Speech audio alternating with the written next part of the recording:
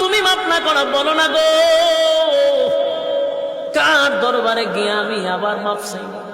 তুমি ছাড়া তো আমাদের মালিক নেই। আল্লাহ তুমি মাফ না করলে আমি কার দরবারে গিয়া দ্বারস্থ হব? আর আমার মতো গুনাহগারে যদি মাফ না করে জাহান্নামের আগুনে জ্বালাও, বলো না তোমার কি ফায়দা হবে, তোমার কি লাভ হবে? এইভাবে 40 দিন টানা কান্না শুরু করছে।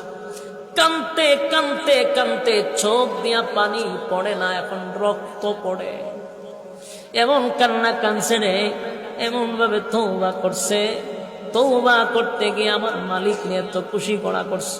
কালতে কালতে কঙ্কাল হয়ে গেছে, চোখ দিয়া পানি পড়ে না, এখন রক্ত পড়ে।